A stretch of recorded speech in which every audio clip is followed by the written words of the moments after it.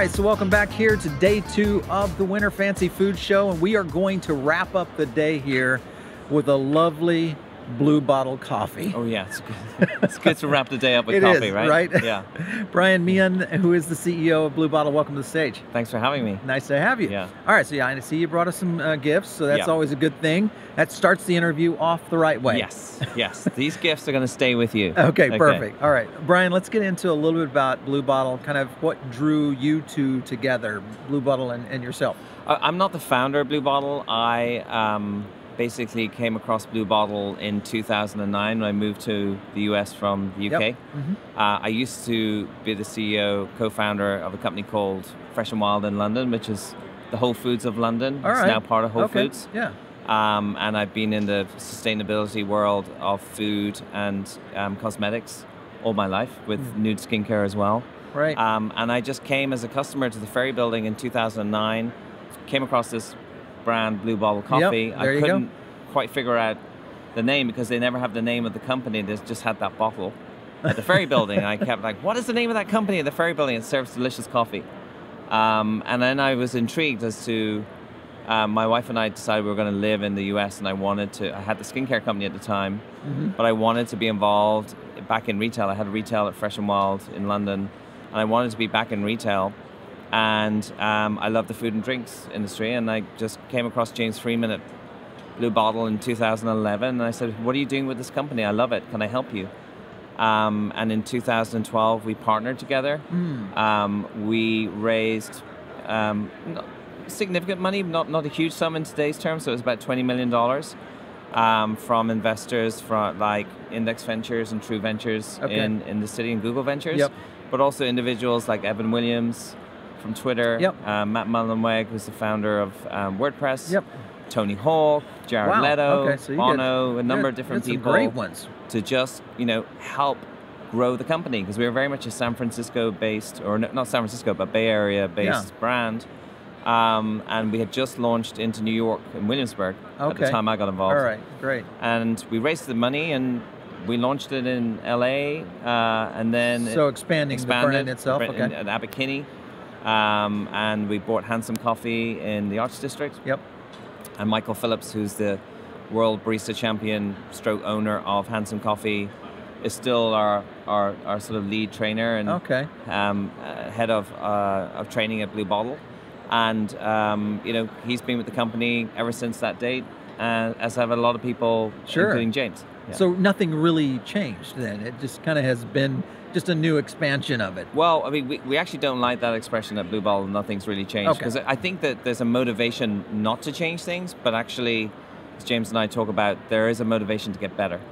A lot of companies here worry about with growth, just if I can just maintain what I have, then everything's going to be fine. But as you know, and I know, you can't succeed long term with that. So actually, we push ourselves to go to try and get better every year. It's kind of like the mantra. Well, what I mean by nothing changed, meaning quality. Usually that's the biggest thing when people start coming in and changing things at the organizational level, as people are worried. Scale. I mean, the worry always, a company like Blue Bottle, and I see it in the industry today, is like with scale, it's so easy just to take shortcuts. And compromise on quality. And someone was also saying to me earlier on today that there's like a number of things in business that you have to focus on to be successful. Yeah, kind of, but if your coffee is not delicious, that's it. Kind of the basics. And I think, one of the things in the industry is that there's a temptation to go mass and to have this flavor, that flavor, this product, this new thing and ready to drink at the expense of quality. And I think that's a big issue in the industry today. It's like we need to go back to focusing on why we started in the industry in specialty coffee, is that these products have got to taste delicious. If they're not delicious, we shouldn't do it. Well, I've been following Blue Bottle for a very long time, I think pre even your arrival. And it was one of those brands here in San Francisco that I think helped kind of launch the, I'll call it craft coffee, approach, whether you have companies like, 4 Barrel and, some of those types that have kind of emerged out of the scene here. And San Francisco coffee has been one that I think you guys are probably the icon of what great specialty coffee is here on the West Coast. So congrats on what you've done there. Thank you.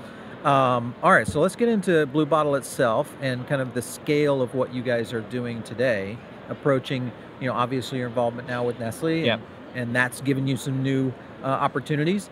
What kind of expansion and plans do you guys have going forward with Blue Bottle? Yeah, I think maybe I'll touch on the Nestle acquisition. Yeah, sure. I actually put out on social media back in 2017 that while I was CEO, I was going to commit to our customers that nothing was going to change at Blue Bottle, and that still is the case. It's still run by me and the team that was there. There's not one person from Nestle involved in the business. We're a standalone entity. Yep. We don't report into any division of Nestle.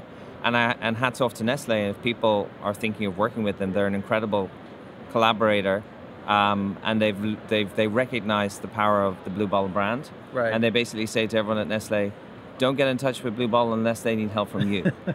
And that's just, I must be the luckiest CEO in the world. Well, what you're saying is, yeah. I get a chance to talk to CEOs of these big food companies worldwide, and one of the things that rings true from all of them, they all seem to have realized that when they're working with smaller emerging brands that are doing really well, like Blue Bottle, they've kind of just said, listen, it's time for us to leave those things alone. Yes. Let them do what they do best. Yes. We're a resource, not a catalyst or any other aspect of their business. Right. And I think that has really changed over just the last few years. Right. It hasn't been like that in the past. Right. If you got acquired by a big company, it was always a big fear. But now I think it's actually a great benefit to companies like yourself. So congrats on that. No, it's amazing. And in terms of things that we're doing new, this is probably the latest innovation. Okay. It's as everyone knows, Blue Bottle, we sell beans in our cafes. We don't have, unlike other coffee companies in the industry, we don't have a wide distribution of beans for sale because of one thing, and that's time. And time is the enemy of coffee. Yes. And we've never been able to be really comfortable and guarantee the freshness of products that can be on the shelf for 2 to 3, if not 4 months. Right. Until we found this technology, about 4 years ago, we acquired a company called Perfect Coffee, and it basically is able to encapsulate coffee without any oxygen. So in this can, so it's a packaging process. I'll show it to you. It's the first. Okay. Oh, nice. It opens like a tennis ball can. Oh, the smell that just exploded. Yeah, and you can have a smell of that. But wow, the coffee, even though that coffee can is probably a month old, and will be good for another 3 months. Okay.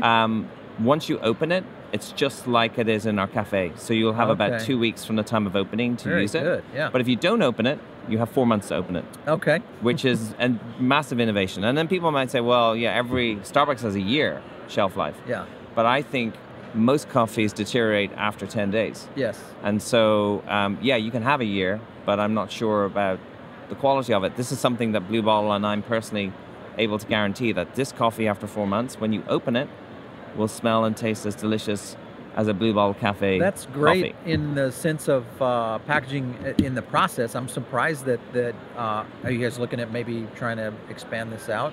We are going to expand. We're going to be. We're in Barron and we're in Northern California Whole Foods. We are extending that to the Rocky Mountain division and ultimately to New York Whole Foods and other retailers. It's on Amazon.com. Okay. It'll be on other places, but the problem we have right now is we can't keep up with the production because it's not like just a coffee line. You throw it in the can, you put a seal. Yeah. It's a dome that each coffee goes into the can in an oxygen-free environment. So it's a very complicated manufacturing process, which I won't get into in this conversation. But it just means that, it's a very hard thing to produce. Okay. And as a result, because of the fact we want you to consume this within 10 days, 12 days, it's 6 ounces. Best benefit. Well, and that way you keep, so I like that. The portioning is good. So how many units are you now? We don't disclose that. Okay. Oh, how many units of these cans or how many stores? Units of stores. Oh, stores, sorry. We have 65. I thought you were asking me, how many cans of coffee are you selling? It's like, No, I got that. Yeah. So 65 units, mostly California. No, we're in California, but we're also, we've got about 15 in LA, about 12 in New York. We've got 5 in DC, Washington, DC, 3 in Boston.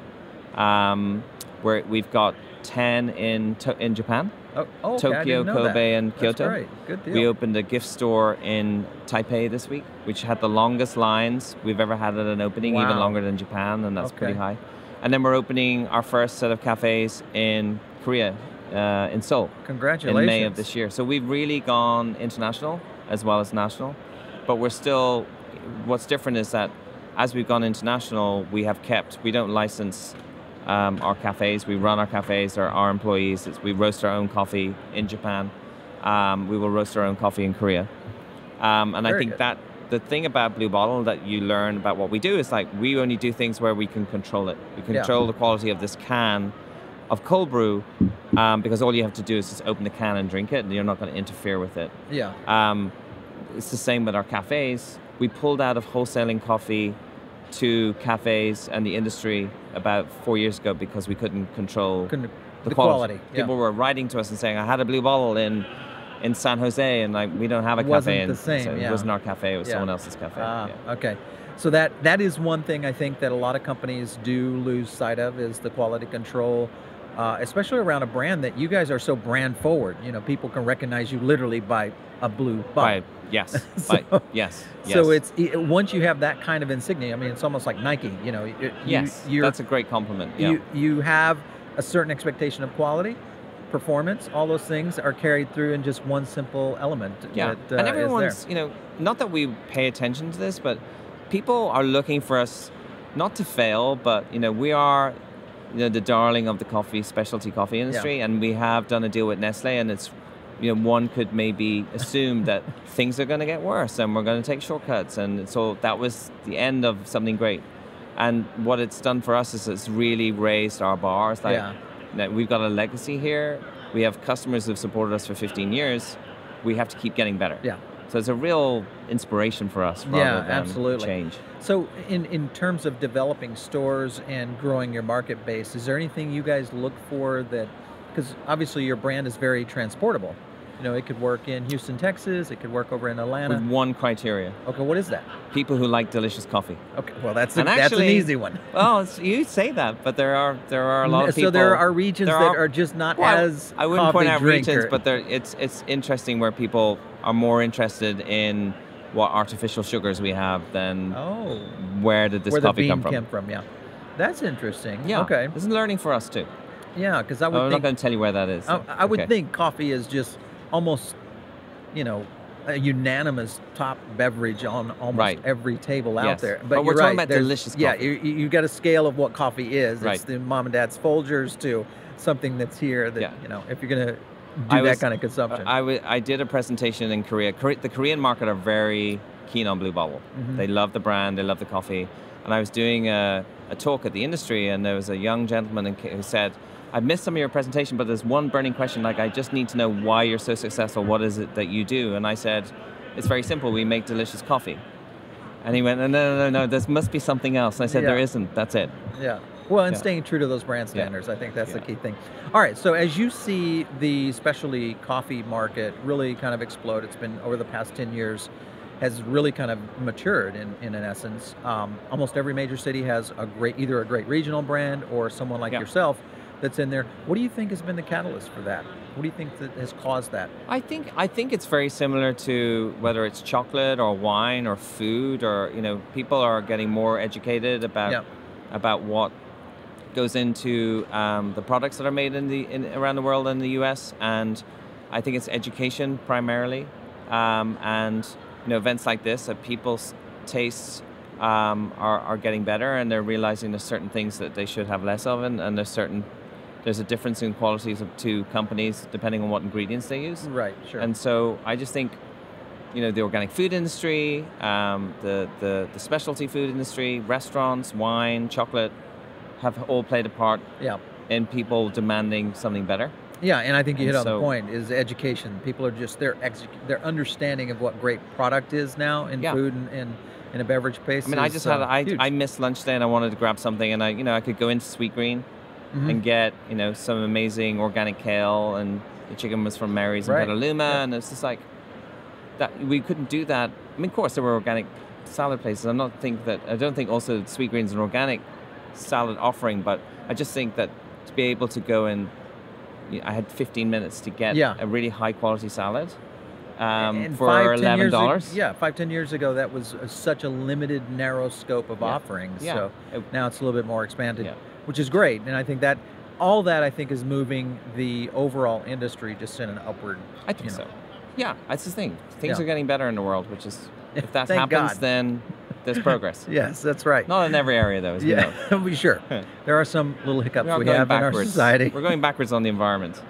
Exactly. Yeah. And I actually also don't see a lot of, even at the show, there's still not a lot of emphasis On on environment. And yeah. it's an easy thing to forget, especially in the current climate. Right. Do you guys, so when you source your beans and work through that whole process, obviously that sustainability is all integrated Yeah, in. yeah. What are some of the things that you do that kind of shore that We aspect have up? everything from we have a criteria list that we go around when we meet existing and new farmers. All of our blends are certified organic. On average, Arabica coffee trades at about $1.05 per pound. We pay about $3.50 a pound. So you're working through people who are really using the right kind of practices. High premium. Yep. We could look at labor practices. We look at farming practices. So certain single origin coffees just never going to be certified organic. There's just either it doesn't exist or can't get there. And so we look at how they're farming it and what processes they're using. Are they adding anything to it? And so some of our finest coffees are not certified organic, but they're from a very premium coffee farms. Okay. In Africa and South America, Indonesia. Interesting. And so there's a whole strict list that we use. Whether it's use of water, special attention to labor practices. Yeah. And going back to Nestle again, when I think about some of the things that I've learned from them, I haven't been able to put my hand on my heart and say every single supplier of coffee, have we been to that farm to double check when we're not there that there hasn't been any mispractices because we're not big enough to have that. A company like Nestle would have that, and actually has a very strict audit criteria. Interesting. Which now we're applying to Blue Bubble. So that's a great application of how something like a big company could implement. And safety. Yep, absolutely. Well, hey, listen, it's been great talking to you today. Fabulous to be here. Thank you very much for your time. Coffee is the easy subject to discuss. Great. Well, maybe you're going to have this now or you're going to have it in the morning? I don't know. I'm going to think about that. Okay. This is nice for end of the day, the cold brew. And why is that? Is there something in the way there's nothing in it and it's just coffee. Like, so it just feels more refreshing. It's very refreshing. Yeah. You don't need to drink it all. I like it. Well, I'll take both those. This has got a little bit of chicory and sugar and milk. Okay, then there you go. That's the morning. That's an easy drink. Yeah. Yeah. Thanks again for tuning in right here on SFA Live. We'll catch you on more episodes. Don't forget, we have one more day left here at the Winter Fancy Food Show. We'll see you soon.